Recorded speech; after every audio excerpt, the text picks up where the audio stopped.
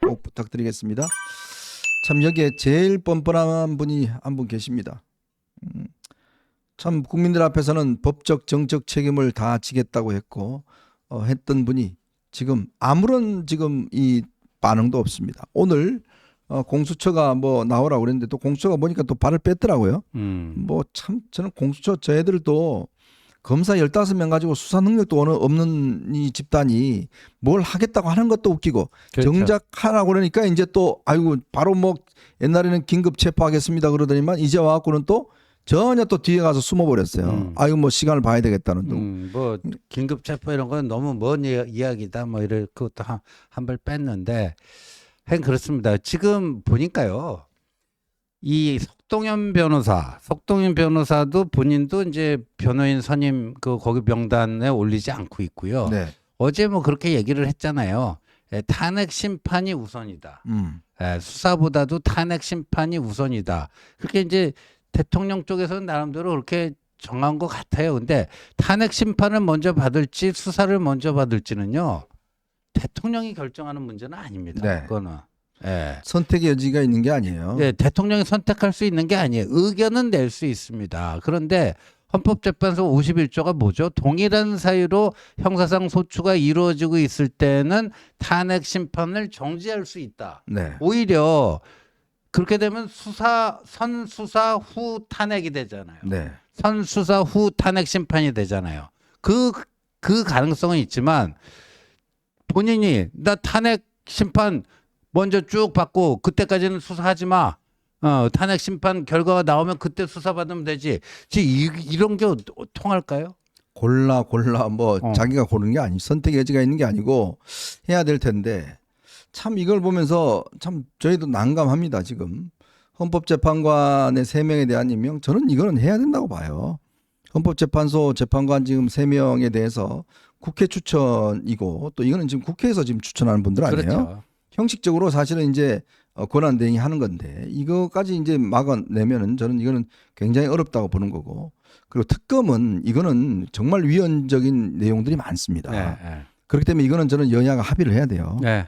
이 위헌 요소를 다 빼고 그렇죠. 이런 그다음에 저 김건희 특검법 같은 경우도 그냥 본회를 축소시키고 지금 무슨 또 뭐 탄핵 이미 됐는데 특검법을 전부 다 수사하면 말이 되겠습니까? 그렇죠. 그러니까 이것들은 정치를 일단 역을 발휘해서 저는 이거는 권성동 원내대표도 그렇고 여야 간의 협의를 통해서 하나 주고 하나 받는 형태로 해서 자, 저 헌법재판관 우리가 임명해 줄 테니까 대신 특검법 이거 그리고 지금 특검은요 일단 기소를 검찰이나 경찰이 해버리면 네. 사실 특검이 할 게 별로 없어요 솔직하게 해서. 그렇죠. 그리고 이 김건희 특검법은 15개 수사가 항목이 돼 있잖아요. 네. 이거 안 됩니다. 이거는 말이 안 돼요. 특검이 어떻게 전 검찰청이 하는 수사를 전부 다 한다는 이야기예요.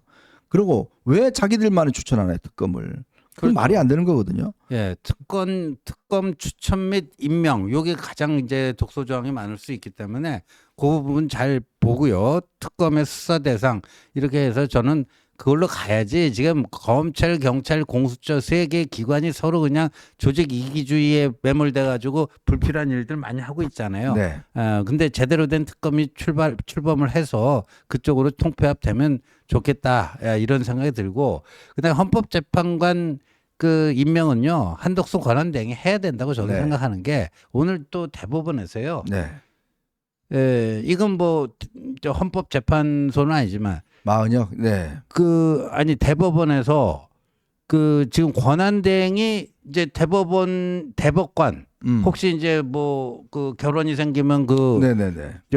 이미 새로운 대법관 임명하는 거 네. 권한대행이 임명하는 거 하등에 문제 없다. 대법원에서도 그런 견해를 내놨거든요. 네네. 그 헌재에서도 과거 황교안 권한대행이 이선의 재판관 임명했던 전례를 들어서 문제 없다 한 거니까요. 네. 헌법재판관 임명은 가야 되지 않을까 싶습니다. 정치가 이렇게 기능을 못하면 결국 거리에서 뭔가 이게 정말 시민들의 어떤 이거를 다 부딪힐 수밖에 없습니다. 그죠? 네. 그렇게 되면 정말 국가는요 완전히 이제 혼란스럽게 되고 정말 국가가 무너질 수밖에 없습니다. 네. 그걸 피하기 위해서는 정치가 필요한 거 아니겠습니까? 근데 현장님 아까 뭐 한국일보에 어디 단독 나온 거 봤더니 권영세 비대위원장 지명자가 네. 헌법재판관을 이렇게 임명하려고 하면은 네. 헌법 소원을 내겠다. 네. 뭐 그렇게 또 입장을 밝혔더라고요. 뭐 헌법 소원되면 또 그것도 뭐 며칠 지금 간대요. 뭐 예. 헌법 소원이 뭐 하루 아침에 나오는 것도 아니고 네. 그것도 뭐 오래 걸리지 않습니까? 그런 식으로 하면 이게 참 이게 어렵습니다. 국민들도 어렵고 이게 왜냐하면 지금 경제가 지금 이렇게 그 상황이 어려워지면 이게 방법이 없습니다. 지금 뭐 중요한 시기에 아마 지금 기업들 지금 난립니다. 지금 저런 것 때문에.